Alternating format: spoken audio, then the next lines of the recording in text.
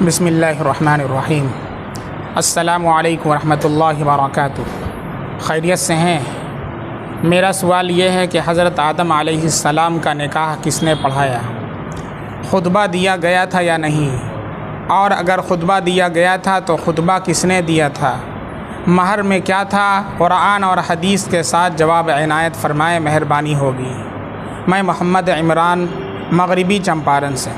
वालेकुम अस्सलाम वरहमतुल्लाह। अल्हम्दुलिल्लाह, अल्लाह का शुक्र है। हज़रत आदम अलैहिस्सलाम का निकाह हज़रत हव्वा से किसने पढ़ाया और ख़ुतबा हुआ था या नहीं, और ख़ुतबा दिया था तो किसने दिया था?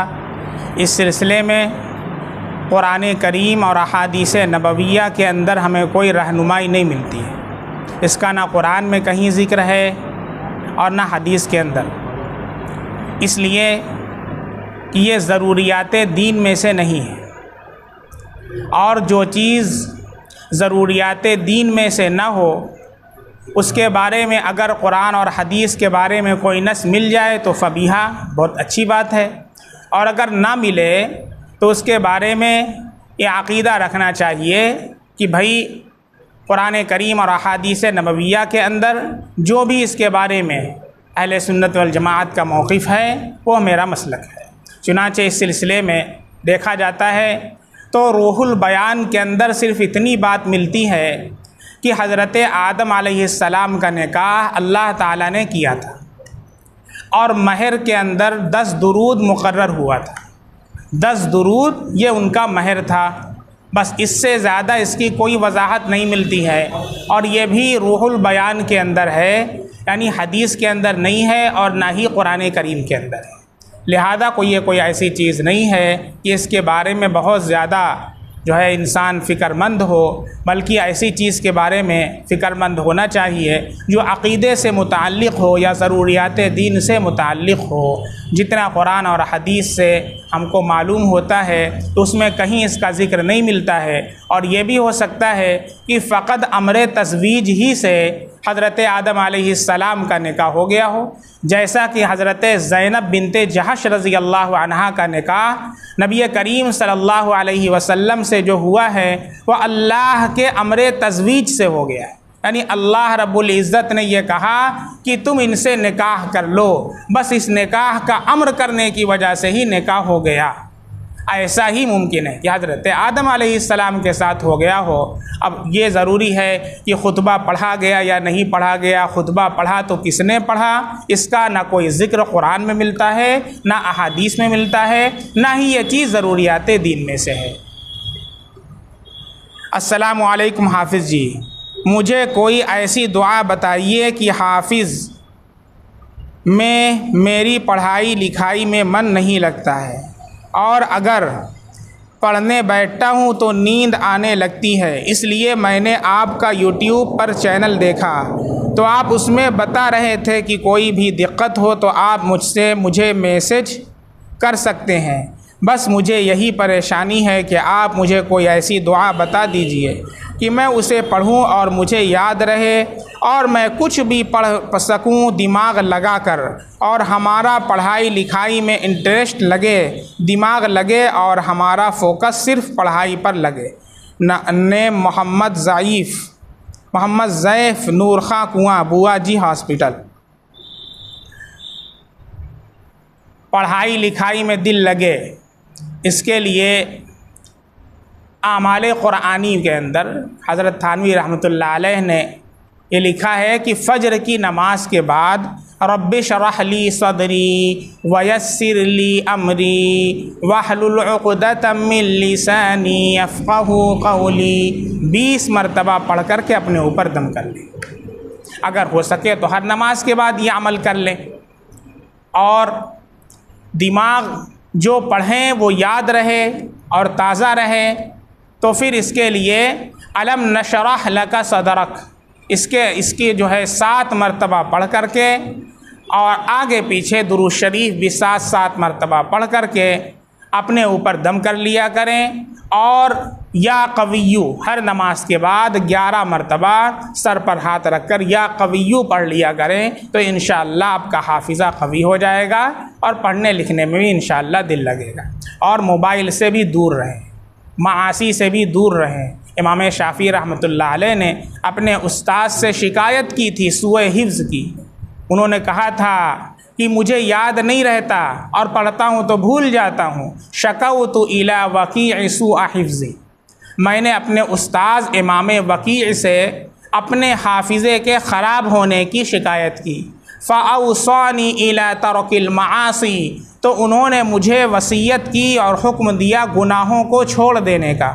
फ़इन्नल इल्म नूरुम मिन इलाही, इसलिए कि जो इल्म है यह अल्लाह का नूर है। व नूरुल्लाहि ला युअता लिआसी, और अल्लाह का नूर ये गुनहगार को नहीं मिलता है। इसलिए गुनाहों से अपने आप को बचाएं और गुनाहों से बहुत दूर रहें और गुनाहों से सच्ची पक्की तौबा करें। अल्लाह रब्बुल इज़्ज़त हाफिज़े को कवी फरमाएंगे इंशाअल्लाह और पढ़ने लिखने में दिल भी लगेगा।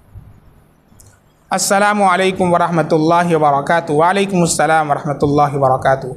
मुफ्ती साहब, क्या लोअर टी शर्ट या पैंट शर्ट पहनकर इमामत कर सकते हैं? क्या इमामत के लिए कुर्ता पायजामा ज़रूरी है? हाफिज़ मोहम्मद असद साहब तमरशापुर से सवाल करते हैं। भाई देखें, अगर कभी इमाम साहब ना हो और ज़रूरत पड़ जाए नमाज़ पढ़ाने की और ऐसी सूरत में कोई शर्ट पैंट वाला मजबूरी में नमाज़ पढ़ा दे तो नमाज बकराहत हो जाएगी। लेकिन इमाम का शर्ट पैंट पहनना और इमाम का ऐसे लिबास पहनना जो फुस्साक और फुज्जार का लिबास है, ये नापसंदीदा है, मकरूह है। इमाम को चाहिए कि वो सुलहा का लिबास पहने, या जो भी इमामत करे उसे चाहिए कि वो सुलहा का लिबास इख्तियार करने, वरना तो नमाज में कराहत आ जाएगी, नमाज मकरूह हो जाएगी। अस्सलामु अलैकुम वरहमतुल्लाह। हज़रत, मैं हाफिज़ अब्दुर्रहमान महराजगंज यूपी से। मुझे एक मसला मालूम करना है। मेरे यहाँ गांव में कुछ साल पहले जलसा हुआ था, तो जलसा कराने के लिए गांव वाले चंदा किए थे।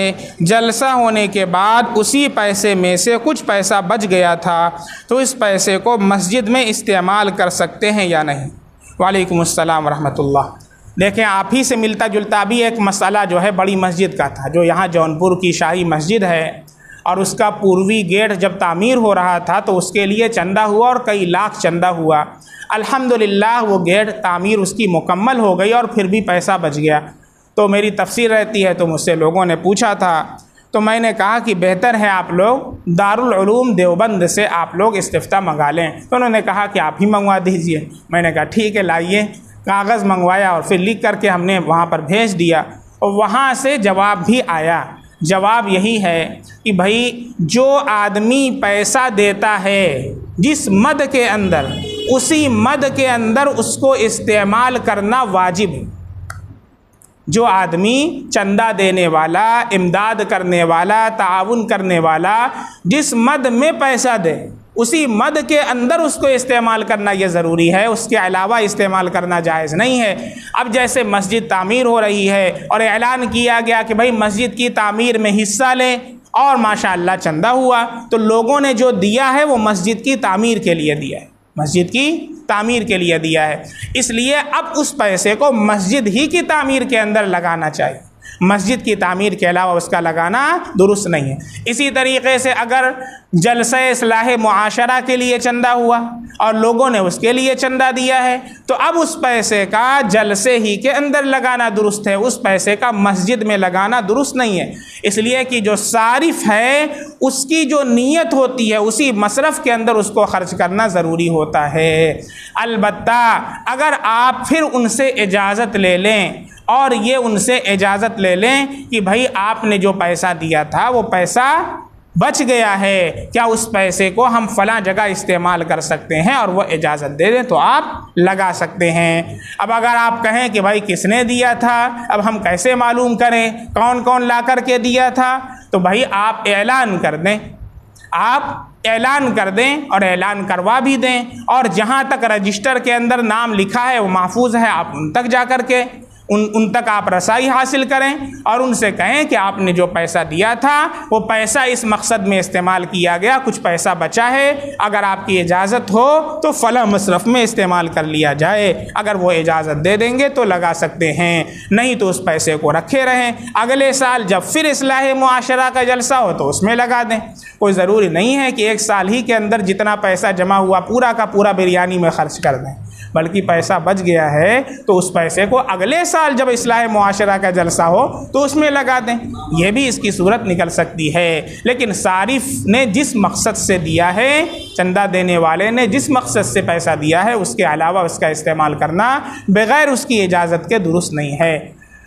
दुआ पढ़ लें। सुब्हानल्लाह बिहम्दिही, सुब्हानकल्लाहुम्मा बिहम्दिका, अशहदु अल्ला इलाहा इल्ला अंता, अस्तग़फिरुका व अतूबु इलैक। सुब्हान रब्बिका रब्बिल इज़्ज़ति अम्मा यसिफ़ून व सलामुन अलल मुरसलीन वल्हम्दुलिल्लाहि रब्बिल आलमीन।